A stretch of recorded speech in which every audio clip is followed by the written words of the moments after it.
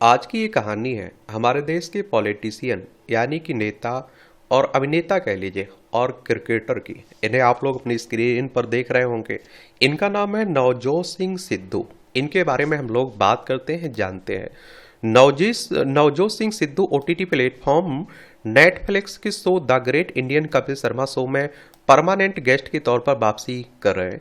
सिद्धू इस शो में 6 साल बाद वापसी कर रहे हैं और वो भी एक खास अंदाज में। इसका जिक्र उन्होंने हाल ही में शुरू किए गए अपने यूट्यूब चैनल पर एक ब्लॉग शेयर कर किया। सामने होते तो शायद कहते गुरु अब ठोको ताली। कहा जाता है कि सिद्धू को 2019 में पुलवामा हमले में मारे गए 40 से अधिक भारतीय सैनिकों की मौत पर कथित टिप्पणी के बाद कपिल शर्मा के शो से निकाल दिया गया था। उन्हें जानने वाले कहते हैं कि सिद्धू तेज तर्रार और कुछ हद तक बड़बोले हैं। उन्हें सुर्खियां पसंद है और टीवी शो से लेकर क्रिकेट के कमेंट्री बॉक्स और राजनीति के मैदान तक हर जगह वो अपनी एक खास अदा और अंदाज के लिए जाने जाते हैं।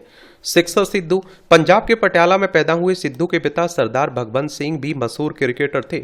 सिद्धू ने 1983-84 की टेस्ट सीरीज में टेस्ट टीम में डेब्यू किया था। शुरुआत में वो ज्यादा कामयाब नहीं रहे, लेकिन 1987 के वनडे वर्ल्ड कप में उन्होंने जबरदस्त वापसी की और 4 हाफ सेंचुरी लगाई। अपनी आक्रामक बल्लेबाजी के लिए मशहूर सिद्धू को सिक्सर सिद्धू के नाम से भी जाना जाता है। विशेषज्ञों का कहना है कि सिद्धू का क्रिकेट उनके व्यक्तित्व का आईना है। वो एक साथ रक्षात्मक और आक्रामक दोनों तरह की क्रिकेट खेलते थे। 1983 से 1999 के बीच उन्होंने भारत के लिए 51 टेस्ट मैच खेले और जिसमें उनका औसत 42.13 रहा। और बीबीसी संवाददाता सौत्विक विश्वास ने सिद्धू पर की गई एक प्रोफाइल में लिखा, एक मैगजीन ने लिखा कि अपने परफॉर्मेंस को बरकरार रखने की उन्हें इतनी चिंता थी कि वो ना तो कभी किसी पार्टी में गए और ना ही कोई फिल्म देखी। सिद्धू बेहद धार्मिक और बिल्कुल शाकाहारी भोजन करते हैं। लेकिन यही सिद्धू 1996 में अपने कप्तान मोहम्मद अजहरुद्दीन के साथ झगड़े के बाद बीच सीरीज में इंग्लैंड छोड़कर भारत लौट आए थे। पूर्व बीसीसीआई अध्यक्ष जयवंत लेली ने अपनी autobiography I was there memoirs of a cricket administrator में लिखा है कि अजहरुद्दीन के किसी संबोधन से उन्हें गलत फहमी हुई और उन्हें लगा कि अजहरुद्दीन उन्हें गालियां दे रहे हैं। सिद्धू ने गुस्से में अपना बैग पैक किया और वापस भारत आ गए। कमेंट्री के किंग। इस सिद्धू ने 2001 में भारत के श्रीलंका दौरे में कमेंटेटर के तौर पर अपनी नई पारी की शुरुआत की और बहुत जल्दी ही वो अपन वन लाइनर्स की वजह से लोकप्रिय हो गए। खटक छा गए, वाहेगुरु जैसे जुमलों से कमेंटेटर के तौर पर सिद्धू ने एक बड़ी फैन फॉलोइंग तैयार कर ली और खांटी देसी कहावतों के साथ कमेंट्री करने वाले सिद्धू के जुमलों को सिद्धूइज्म कहा जाने लगा। श्रीलंका दौरे का प्रसारण करने वाले ब्रॉडकास्टर सोनी मैक्स ने सिद्धूइज्म.com नाम से एक वेबसाइट शुरू कर दी, जहां उनकी कमेंट्री के वन लाइनर्स को सिद्धूइज्म ऑफ द डे के तौर पर पोस्ट किया जाता था। 2009 में सिद्धू ने राजनीति पर ध्यान देने के लिए कमेंट्री से खुद को अलग कर लिया, लेकिन 2024 में आईपीएल के लिए कमेंट्री में वापसी करने पर बीबीसी में छपे एक लेख में सुरेंद्र मान ने लिखा, इंडियन प्रीमियर लीग के पहले ही मैच में नवजोत सिंह सिद्धू ने अपनी कमेंट्री से लोगों को खासा प्रभावित किया। करीब एक दशक बाद कमेंट्री बॉक्स में आए सिद्धू को देखकर एक बार भी ऐसा नहीं लगा कि उन्हें अपनी बात कहने में कोई मुश्किल हो रही है। राजनीति की पिच पर मुश्किलें। बैटिंग। सिद्धू ने 1999 में अंतर्राष्ट्रीय क्रिकेट से संन्यास लिया और 5 साल बाद यानी कि 2004 में वो भारतीय जनता पार्टी में शामिल हो गए, बीजेपी में। बीजेपी की स्थापना 1980 में हुई थी। अटल बिहारी वाजपेयी पहले इसके राष्ट्रीय अध्यक्ष थे।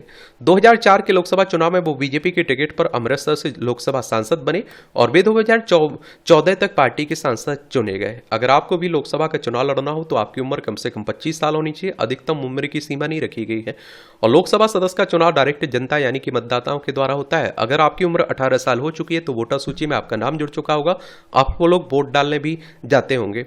ये चुनाव कौन करवाता है? इलेक्शन कमीशन ऑफ इंडिया, भारतीय निर्वाचन आयोग एक संवैधानिक संस्था है। संविधान के अनुच्छेद 324 के तहत चुनाव आयोग की स्थापना की बात की गई। 25 जनवरी 1950 में स्थापना हुई थी। 25 जनवरी को आप लोग मतदाता दिवस मनाते हैं। नई दिल्ली में हेडक्वार्टर देखने को मिलेगा। सुकुमार सेन पहले मुख्य चुनाव आयुक्त थे। साल 2016 में उन्हें बीजेपी ने राज्यसभा के लिए मनोनीत किया था, लेकिन उन्होंने पंजाब की राजनीति में ज्यादा दिलचस्पी की बात करते हुए राज्यसभा से इस्तीफा दे दिया। साल 2017 में उन्होंने भारतीय जनता पार्टी को छोड़ दिया, कांग्रेस में शामिल हो गए। कांग्रेस की स्थापना 1885 में हुई थी। ए ओ ह्यूम इसके संस्थापक थे। डब्ल्यू सी बनर्जी, व्योमेश चंद्र बनर्जी पहले इसके अध्यक्ष थे। उसी साल हुए पंजाब विधानसभा चुनाव के दौरान नवजोत सिंह सिद्धू कांग्रेस पार्टी से अमृतसर पूर्व से विधायक बने। और अगर आपको विधायक का चुनाव भी लड़ना हो तो आपकी उम्र कम से कम 25 साल होनी चाहिए, अधिकतम उम्र की कोई सीमा नहीं रखी गई है। तत्कालीन मुख्यमंत्री कैप्टन अमरिंदर सिंह की सरकार में नवजोत सिंह सिद्धू पर्यटन सांस्कृतिक मामलों के कैबिनेट मंत्री बने, लेकिन अमरिंदर से उनकी नहीं बनी और दोनों के रास्ते अलग हो गए। इमरान की तारीफ कर फंसे सिद्धू। 2018 में पाकिस्तान में हुए चुनाव में इमरान खान पाकिस्तान के प्रधानमंत्री बने। सिद्धू के दोस्त इमरान खान ने उन्हें शपथ ग्रहण समारोह में आने का निमंत्रण दिया। कैप्टन अमरिंदर सिंह ने सिद्धू से इस समारोह में नहीं जाने की अपील की, लेकिन सिद्धू बाघा बॉर्डर के रास्ते पाकिस्तान गए। वहां करतारपुर कॉरिडोर खोलने की पेशकश पर वो पाकिस्तान सेना प्रमुख कमर जावेद बाजवा से गले भी मिले।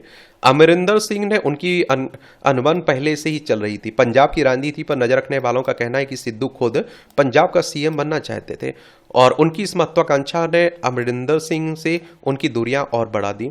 2019 में कैप्टन अमरिंदर सिंह ने कैबिनेट में बदलाव करते हुए सिद्धू का मंत्रालय बदल दिया। इसके विरोध में सिद्धू ने पद ग्रहण किए बिना इस्तीफा दे दिया। और राजनीतिक विश्लेषकों का कहना है कि साल 2021 में जब चरणजीत सिंह चन्नी राज्य के मुख्यमंत्री बने तब कैप्टन अमरिंदर सिंह को मुख्यमंत्री के पद से हटाने में नवजोत सिंह सिद्धू की सक्रिय भूमिका रही, लेकिन 2022 के विधानसभा चुनाव में सिद्धू खुद अपनी सीट गंवा बैठे। रोड रेज की छाया और जेल की सजा। 27 दिसंबर 1988 की शाम सिद्धू अपने दोस्त रुपिंदर सिंह संधू के साथ पटियाला के सेरा वाले गेट की मार्केट गए थे। इसी मार्केट में पार्किंग को लेकर उनकी 65 साल के बुजुर्ग गुरनाम सिंह से झगड़ा हो गया। कहा गया कि सिद्धू ने गुरनाम सिंह के साथ हाथापाई की, जिससे वो गिर गए। उन्हें अस्पताल ले जाया गया जहां उनकी मौत हो गई। उसी दिन सिद्धू और उनके दोस्त रुपिंदर संधू पर कोतवाली थाने में गैर इरादतन हत्या का केस दर्ज हुआ और इसके बाद सेशन कोर्ट में मामले की सुनवाई हुई। 1999 में सेशन कोर्ट ने केस को खारिज कर दिया। इसके बाद केस हाई कोर्ट पहुंचा। दिसंबर 2006 को हाई कोर्ट ने सिद्धू और संधू को दोषी ठहराते हुए 3 साल की कैद की सजा सुनाई, 1 लाख रुपए का जुर्माना लगाया, लेकिन सिद्धू और उसके दोस्त ने मामले को सुप्रीम कोर्ट में चुनौती दी। सुप्रीम कोर्ट हमारे देश की सर्वोच्च अदालत है। संविधान के अनुच्छेद 124 के तहत सुप्रीम कोर्ट की स्थापना की बात की गई। 28 जनवरी 1950 में स्थापना हुई थी। 2018 में सुप्रीम कोर्ट ने सिद्धू और संधू को सभी आरोपों से बरी कर दिया था। हालांकि कोर्ट ने रोड रेज मामले में सिद्धू पर 1000 रुपए का जुर्माना लगाया। इसी फैसले पर पुनर्विचार याचिका दाखिल की गई। इसके बाद सुप्रीम कोर्ट ने सिद्धू को 1 साल की सजा सुनाई थी। 19 मई 2022 को सिद्धू के खिलाफ रोड रेज के मामले में 1 साल की सजा सुनाई गई थी, लेकिन जेल में उनके अच्छे व्यवहार को देखते हुए उन्हें 10 महीने बाद ही रिहा कर दिया गया। राहुल प्रियंका की पसंद। जेल से बाहर आने के बाद उन्होंने अपनी ही पार्टी के कामकाज के तरीकों पर सवाल उठाए और आप देखते हैं, लेकिन राहुल गांधी प्रियंका गांधी से मुलाकात की और कहा कि उन्हें जेल में डाला जा सकता है, डराया धमकाया जा सकता है, लेकिन पंजाब और पार्टी को लेकर अपने संकल्पों से पीछे नहीं हटेंगे। उन्होंने सोशल मीडिया प्लेटफॉर्म एक्स अब ट्विटर पर लिखा कि आप मुझे जेल में डाल सकते हैं, डरा सकते हैं, मेरे सभी अकाउंट ब्लॉक कर सकते हो, लेकिन पंजाब और मेरे नेताओं के लिए मेरा संकल्प 1 इंच भी पीछे नहीं हटेगा। सिद्धू के आलोचकों ने कहा कि उन्होंने पंजाब में कांग्रेस को डुबोया है, लेकिन पता नहीं क्यों राहुल और प्रियंका के प्रिय बने हुए। राजनीतिक विश्लेषकों का मानना है कि नवजोत सिंह सिद्धू राजनीति में खुद को बहुत ज्यादा महत्व देते हैं और जिसके कारण कई बार पार्टी में अंदरूनी कलह भी पैदा हो जाती है। ईमानदार छवि।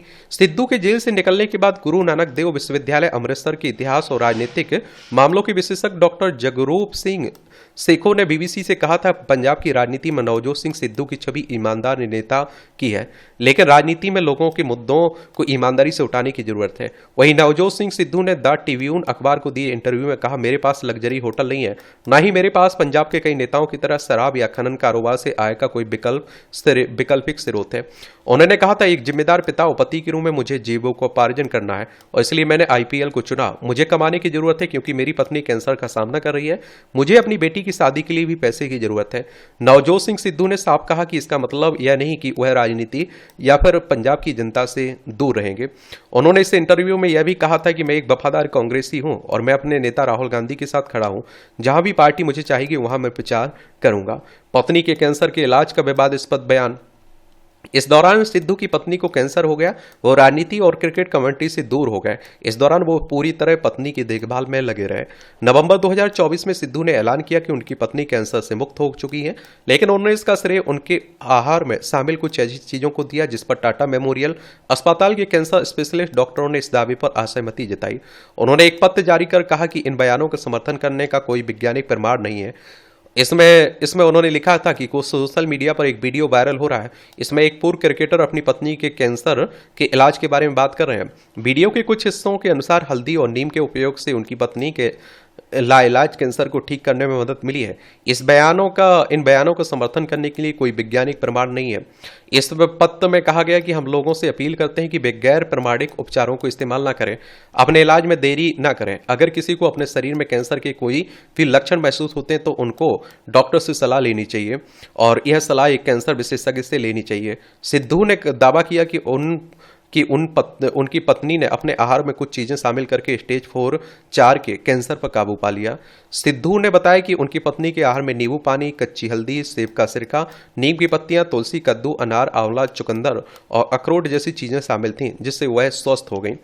एक कुर्सी पाजी के लिए प्लीज। बहरहाल इस तमाम विवादों सुर्खियों को अलग रखते हुए सिद्धू एक बार फिर कपिल शर्मा शो में स्थायी गेस्ट के तौर पर वापसी गए हैं और नवजोत सिंह सिद्धू ने अपने यूट्यूब चैनल पर ये बात कही है। आप देखेंगे, समझ रहे हैं, यही चल रहा है, यही कहानी है किसकी, नवजोत सिंह सिद्धू की। धन्यवाद।